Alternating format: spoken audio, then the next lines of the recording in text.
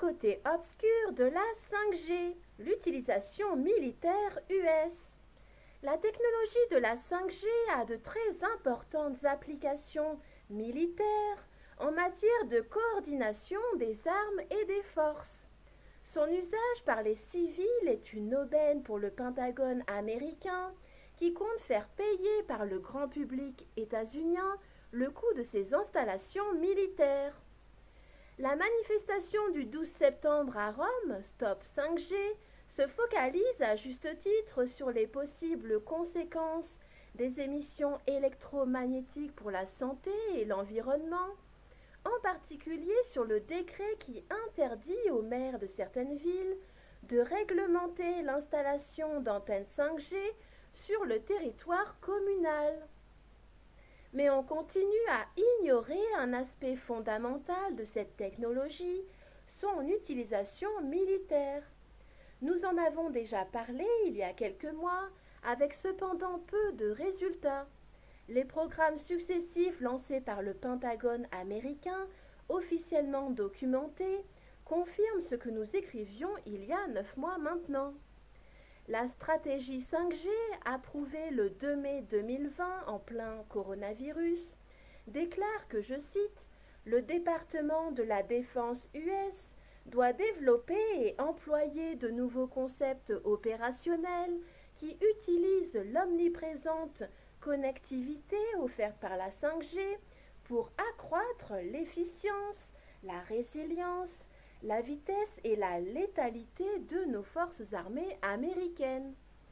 Le Pentagone US est déjà en train d'expérimenter des applications militaires de cette technologie dans 5 bases des forces aériennes, navales et terrestres.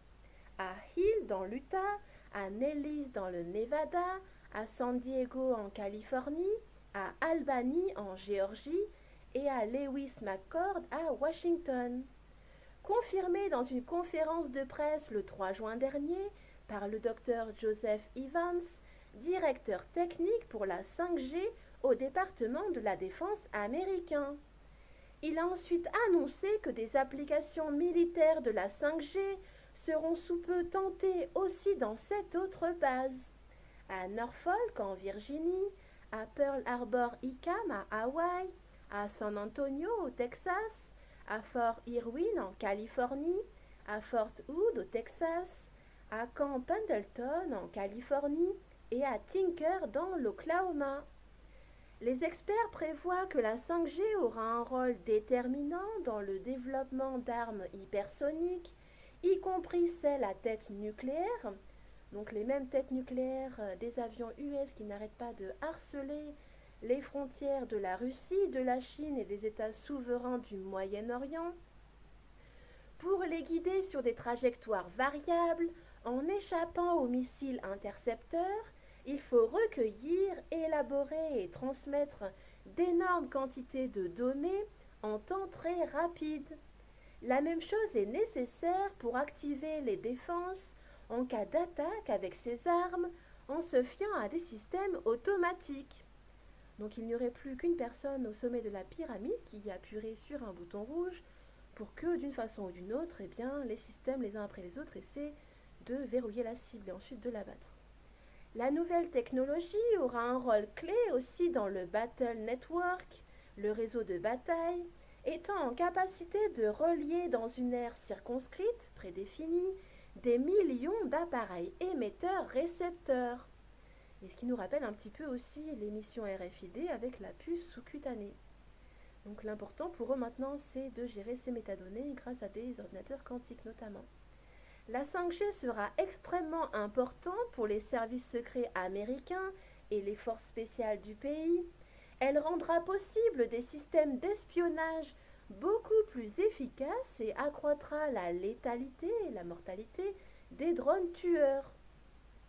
Ces applications et d'autres militaires de cette technologie sont certainement à l'étude aussi en Chine et dans bien d'autres pays. Ce qui est en cours avec la 5G n'est donc pas seulement une guerre commerciale. Le document stratégique du Pentagone le confirme, je cite. Les technologies 5G représentent des capacités stratégiques déterminantes pour la sécurité nationale des États-Unis et pour celle de nos alliés de l'OTAN. Il faut donc, je cite, les protéger des adversaires et convaincre les alliés à faire de même pour assurer l'interopérabilité des applications militaires de la 5G dans le cadre de l'OTAN. Ceci explique pourquoi l'Italie et les autres alliés européens des USA ont exclu Huawei et d'autres sociétés chinoises des concours pour la fourniture d'appareillages 5G pour les télécommunications. La technologie 5G, dit le docteur Joseph Evans dans sa conférence de presse au Pentagone américain, est vitale pour conserver les avantages militaires et économiques des États-Unis, à l'égard non seulement de ses adversaires, en particulier la Chine et la Russie, mais même de ses alliés. À cet effet, le département de la Défense est en train de travailler étroitement avec les partenaires industriels qui investissent des centaines de milliards de dollars US dans la technologie 5G afin d'exploiter ces investissements massifs pour des applications militaires de la 5G, applications à double usage, militaires et civiles comprises. En d'autres termes, le réseau commercial de la 5G réalisé par des sociétés privées se trouve utilisé par l'État, par le Pentagone US, avec une dépense beaucoup plus faible que celle qui serait nécessaire si le réseau n'était réalisé que dans un but militaire. Ce seront les usagers communs à qui les multinationales de la 5G vendront leurs services qui paieront la technologie qui, nous promettons, devrait changer notre vie, mais qui en même temps servira à réaliser des armes de nouvelle génération pour une guerre qui signifierait la fin des générations humaines.